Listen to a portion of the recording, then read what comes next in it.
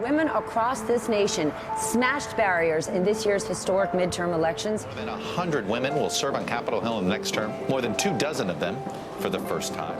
For generations, men have dominated every power narrative in space. And so, we're standing in our power and claiming our space, and it's about damn time. Say hi, everyone. Hey.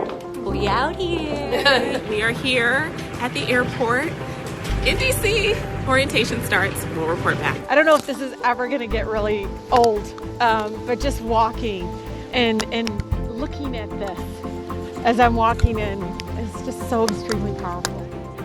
These are the women who will be in office come January 3rd. And so I'm proud beyond belief to serve with them.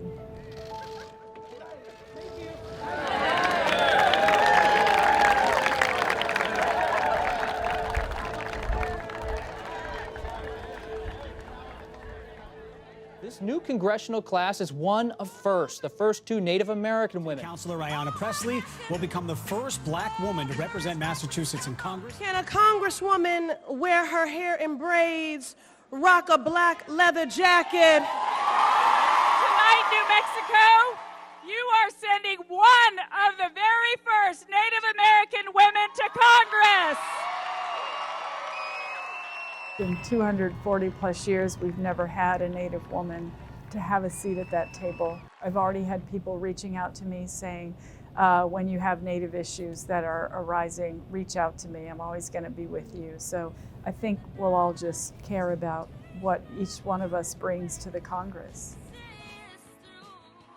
I would feel guilty even saying out loud, I'm so stressed about heading to Congress, as the first person of color to ever represent Massachusetts in the House of Representatives in its 230-year history. I mean, less than 12,000 people in the world have served in Congress, less than 12,000 people. So I'm in rarefied air and space. This is a privilege. This is an honor. It is an awesome responsibility. Yeah, can we get through? I got an office to get, people. None of us ran to be first. I would never give short shrift to the historical significance of any of these firsts in this class, and there are many, but we are eager to get to work. And these are unprecedented times. They demand and require unprecedented leadership, unprecedented hope, and I hope what we will advance is unprecedented change. Members coming in. Let's present the members in. Deb Haaland here, member-elect for New Mexico 1, and I am getting ready to pick my number in the lottery to choose which office I want to have as a member of Congress. Ms. Haaland has drawn number 53. Today is Shirley Chisholm's 94th birthday.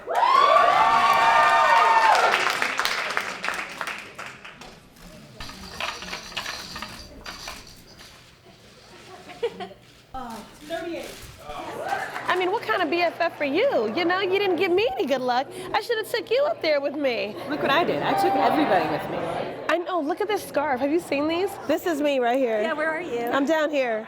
It's amazing. Ladies, we need to go pick up one. Oh, we gotta get our offices. Yeah. Thank you for the good luck. Yeah. Wow, it looks so nice too.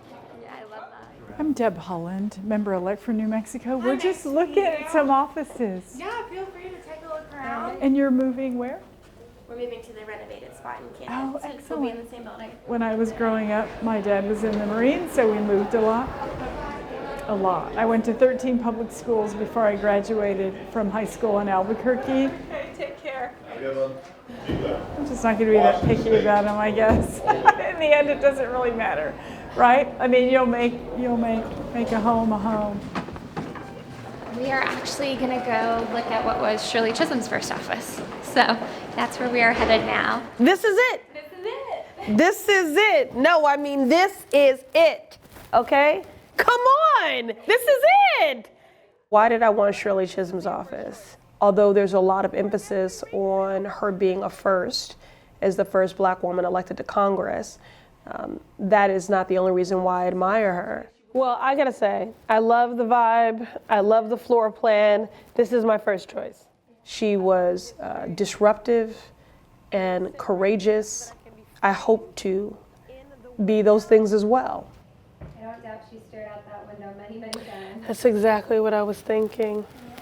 And, look, I can't, liken my experience to hers. I would not even dare to try. But I do know the unique blessing and occasional burden that it is to be the first something. I am the candidate of the people of America. Is this your office? No, I'm looking Okay, come on in. Okay, come on. Hi. How many have you seen? How many offices?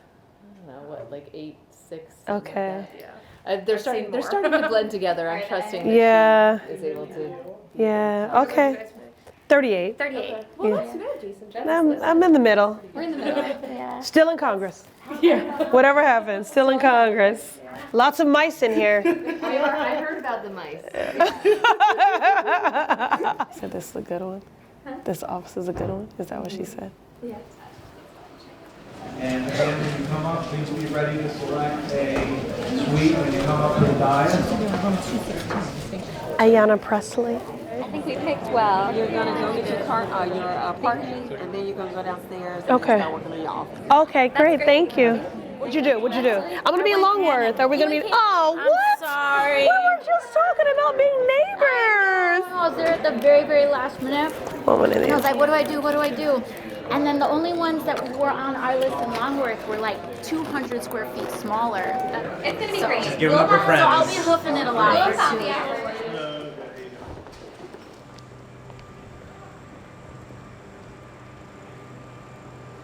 One of the individuals who worked at the Native American Student Center messaged my campaign manager.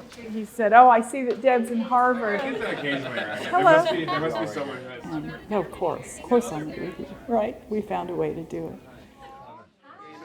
I think what we'll do is I'll do a blessing of the food, and then probably once we get done with the introductions, maybe some questions and answers and stuff like that. Sure. Hello, my name is Heather Watts. I'm from the Mohawk Nation. I'm also Ojibwe. I mean, if you're somebody who's always been represented, you don't know what it's like to not be represented, right? So you can cry identity politics, but try not being represented for over 200 years and then all of a sudden have somebody who looks like you. I think that just causes a lot of emotion for people. And it is surreal to see you both in real life. I was so excited to hear you both win, and it's such an honor to be here with you. I am so proud, and you all make me feel so confident about our future. So thank you for everything you're doing. It's awesome. I feel like I cry every time Deb says. Every I'm Shirley Davids. I'm Ho-Chunk from Wisconsin. I went to the Pre-Law Summer Institute at the University of New Mexico. I remember one of the most impactful things was when I was sitting in that classroom and I looked around and I realized that I was sitting in a room full of natives who were all about to go to law school. And I was just like, this is so powerful, because every single one of us in this room is doing something that is going to impact future generations that we can't even conceptualize right now what it's going to be like. I didn't start college till I was 28 because nobody told me I should go to college. If Native students are out there like I was and nobody tells them anything about college or that they have a chance to do that, then they'll go through life and maybe they won't look in the mirror someday like I did and say, am I going to be doing this for the rest of my life, working in a bakery? And although I'm very proud of the work I did at that bakery from the time I was 14, I think it's good for us to make sure that folks know there's other alternatives for them, right? I'm gonna try not to cry, but my parents don't really get involved in politics at all. You were one of the first people that got them to vote, and I'm really appreciative of that. Because my mom is a very strong public woman, and she's just finally we're there, and I'm very grateful for you. Sorry. I've been crying for almost 2 years on this campaign. Thank you Please so much. Please give them my regards. I will. Okay. It's easy to get emotional because people are counting on you, right? I'm happy that I can be representative of a group of people who's never seen themselves in Congress before.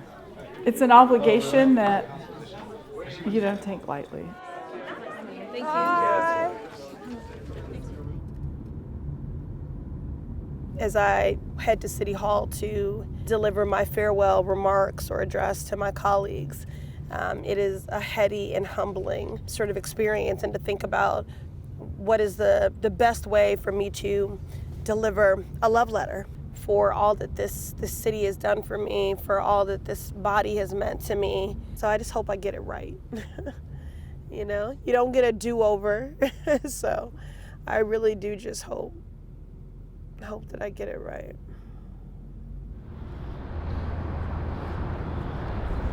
Good morning. Hi. How y'all doing? Good to see you. Oh, thanks. All right. Very. They're doing their job, greeting people. How you doing? It's good to see you. There's a lot going on. I feel like my entire life is in boxes right now. My city council office, my Boston home. I still haven't found a permanent home in Washington, D.C. So there's a lot of transition, a lot of fluidity. And then also, if you look at all of these are all the previous city councilors. You know, you have to get this. I mean, look at all this. Look at, okay, right? And then, I'm tired. Tired and inspired. Okay. Wait till I have this cold brew. Then it's like next level. And then look at this, you know? Just a complete transformation in my 8 years here. It's too early to get weepy.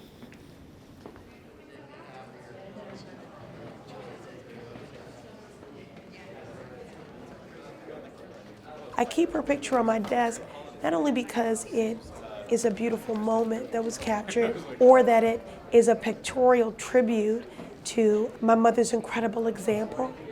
I do it to keep me honest. One of the things they talked about in orientation is how when you've been doing this work for a long time, you can forget the plot. I keep that picture on my desk so I never forget the plot, the core of my motivations, and that I'm accountable to the person whose opinion and approval mattered most to me, who shaped me formidably. And so that's why I keep the photo there. It's sort of an emotional and values prompt.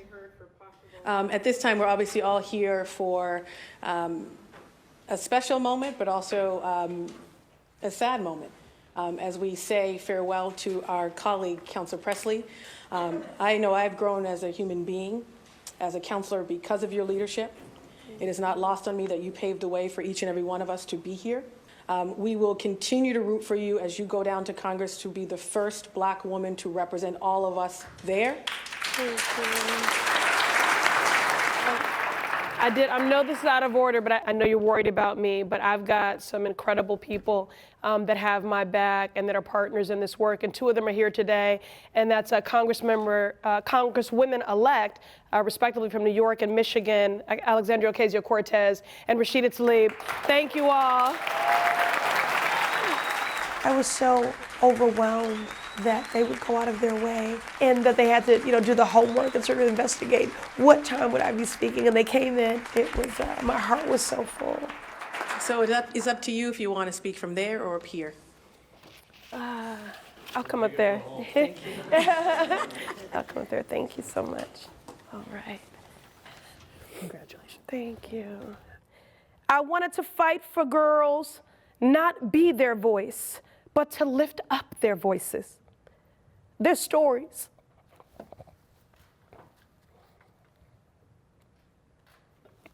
Their struggles and their ideas, to create room and space and dignity for them at the policy table and in committee hearings. I made a vow to myself to listen and to value their voices and lived experiences, to push and to demand more from government, And I made the decision to run for an at-large Boston City Council seat to do exactly that. To my husband. You know the Brooks family? Yeah, that's why I came to say hello to her. Good job. Did I do okay? You did? I was so nervous. May we continue to challenge one another to do our politics and to govern in a way that is more transformational than transactional. Thank you for the honor of serving with you. You need me to sign something? Yes, and today's date. 12/17? Already. You're right. All right, well, nice meeting you. Take Welcome care. home. All righty, bye-bye now. Have a good one. I think it's a nice little place. I feel like I'll be able to come here and just chill out, decompress from the day. I think it'll be great. Honey, I'm home. There you go. So Bianca, look at this. We got this at a student art. Isn't that awesome? It was from the Emerge exhibit. They do a thing just for emerging artists. Wow. And this was one of the new young I artists. really like that. Really special. Really Rita the activist says we can do it. That is really Everything they talk about, signing a lease, it's only going to be for 2 years, because I'm committed until, for my 2-year first term. So, of course, I would like to, at the end of that 2 years, look back and say that I served the constituents in my district extremely well, that we answered all of their issues. I'm ready to hunker down and get some work done.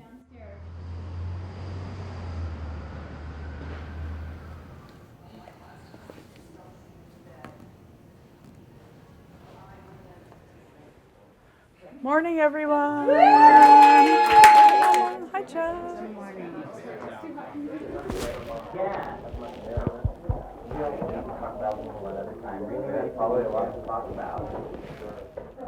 Thank you for coming. Hi, Mama. Good morning, Samako. How are you? Fine, She's really proud, and I mean, imagine my mom was such a strong woman when I was growing up. I mean, she could have easily ran for public office if the time had been right, and if she had sort of the idea that Native women could do something like that. I'm so proud. Thank you. You did a great job, Samako. Thank you. You did such a good job. I'm happy and proud of you. Thank you. My mom's definitely not the type of person to, think that oh, it's over, we did our job and we're here now and everything's fine. We all know that it's just because the campaign is over doesn't mean the work is over. We're gonna have to all continue to support her and continue to, work and be here. Yeah, it's really setting in, and I just think the visibility that we're giving to Native people today is really important. Thank you so much for coming by. yeah. I really So appreciate excited. it. Can't wait. Thank to you. We'll see you on the work with floor. you. All right, sounds good. See you on the floor, Okay. Congresswoman. Yes. Bye, honey. Love you.